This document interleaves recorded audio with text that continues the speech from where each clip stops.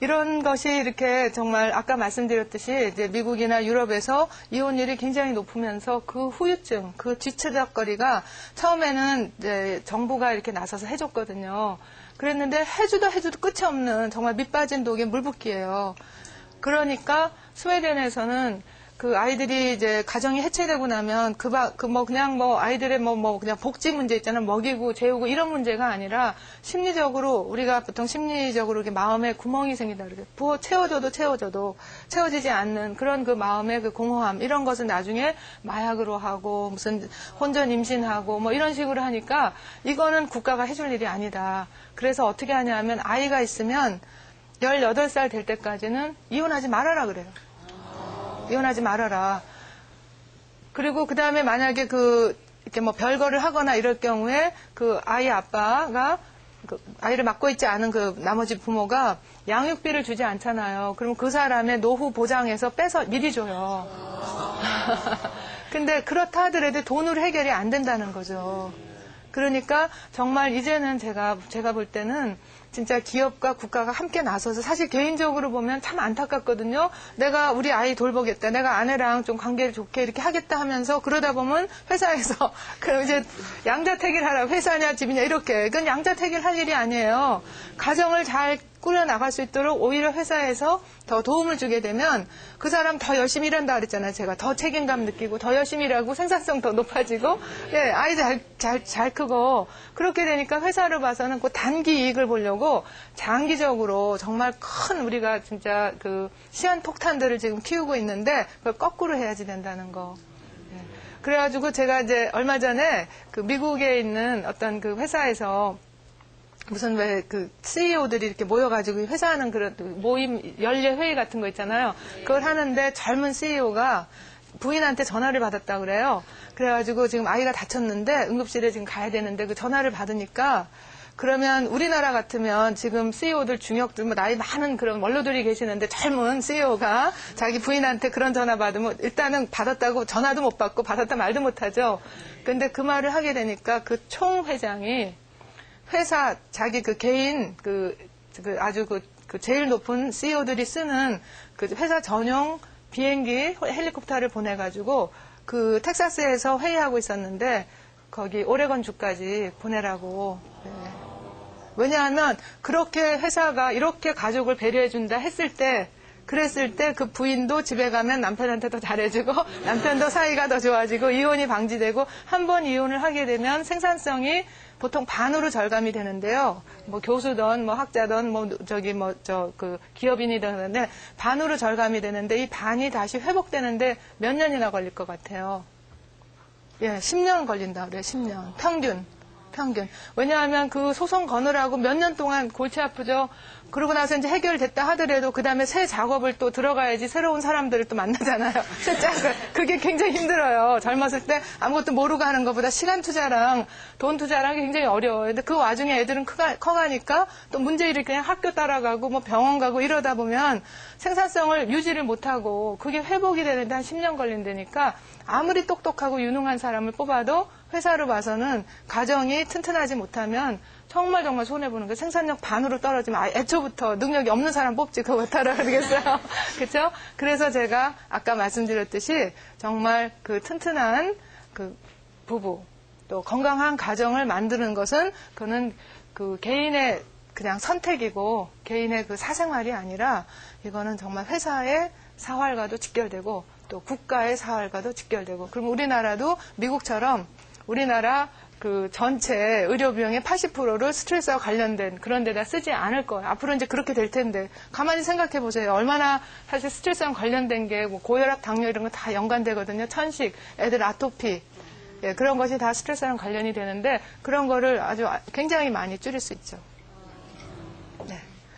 그래서 비유로 들자면 마치 그 예방접종 맞히는 거나 다름없다고 보면 돼요. 그 우리 얼마 전에 이렇게 어떤 그 장영희 교수인가 이렇게 소아마비 있고 그다음에 굉장히 열심히 살아도 참 오랫동안 많이 힘들었잖아요. 근데 소아마비 예방 주사를 맞게 되면 그러면 대다수의 국민들이 아이들이 아주 건강하게 자라잖아요. 그렇죠?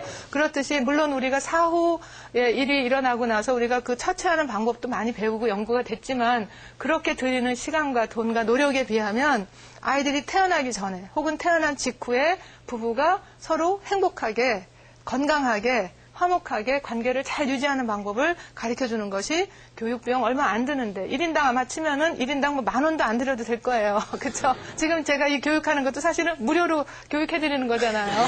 텔레비 시청료 얼마 드는지 모르겠지만 그렇게 해서 만약에 정말 건강한 가정이 된다면 우리나라가 전체가 정말 세계 유례 없이 이혼율 올라가다가 탁 반대로 떨어지더라. 이런 유례를 한번 만들어 봅시다.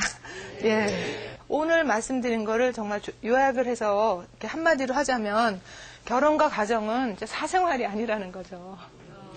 네가 알아서 해라. 네 생활이니까 사생활이다. 이것이 아니라는 거예요. 그것이 개인한테도 물론 중요하지만 기업과 국가의 생존과 직결된다는 거죠. 이러니까 국가적으로 기업적으로 우리가 나서야 할 때예요. 이제 그냥 모른 척하고 일만 열심히 시키면 안 돼요. 아빠들도 집에 갈 수 있게 그쵸 좀 일찍 보내주고요.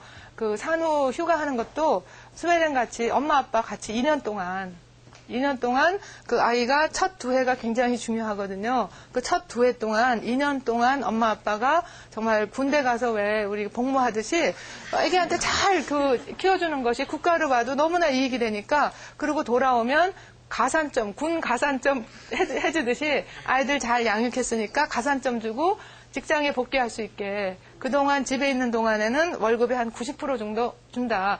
그것이 보육시설 차려주고 나중에 아이들 무슨 뭐 상담해주고 뭐 학교에서 뭐 상담 지원 이런 거보다 얼마나 그게 더 현명하고 그쵸? 얼마나 비용도 더 아까 제가 회사에서도 뭐 600만 원 들여가지고 2억 한 해에 2억씩 이익을 본다는데 이건 2억 정도가 아니잖아요. 이게 바로 생존 전략이에요. 국가의 생존 전략, 기업의 생존 전략, 가족의 생존 전략, 그리고 개인의 생존 전략. 네.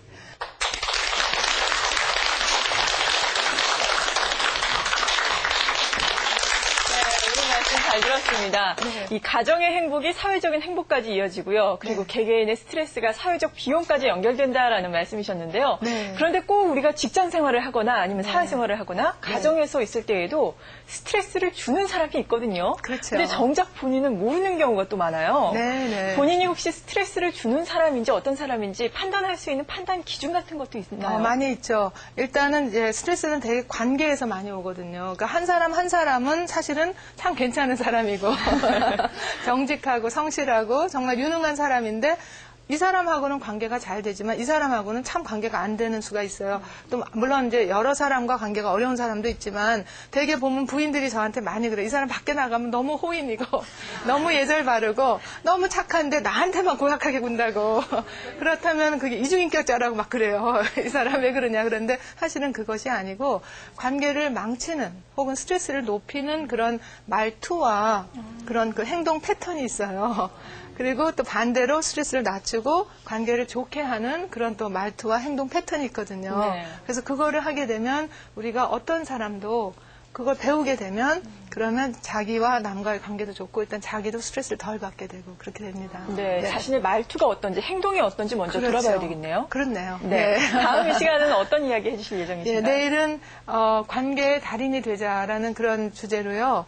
이제 여러분들이 정말 그 관계라는 거는 이제 물론 부부 관계도 그렇고 부모와 자녀 관계도 그렇고 또 회사 동료 간의 관계, 교사와 학생과의 관계 어떠한 관계에서도 그 관계에서 서로 정말 달인이 될 수 있는 그런 또 방법이 있거든요. 연구가 다 되고 검증이 된 방법인데 그거를 이제 주로 부부 관계에 있어가지고 달인이 되는 걸 가르쳐드리면서 다른 관계에 적용할 수 있는 그런 방법들을 가르쳐드리겠습니다. 네, 내일 이 시간도 기대를 해보겠습니다. 네. 지금까지 좋은 말씀 해주신 최성애 박사님께 다시 한번 큰 박수 부탁드릴게요. 감사합니다. 정말 올바른 인간관계의 시작은 자신이 다른 사람에게 스트레스를 주는 사람인지 아닌지 되돌아보는 것에서 출발을 하지 않을까 하는 생각 이 시간에 해봅니다. TV평생대화 오늘 이 시간은 여기서 마치고요. 내일 이 시간에 다시 뵙겠습니다. 고맙습니다.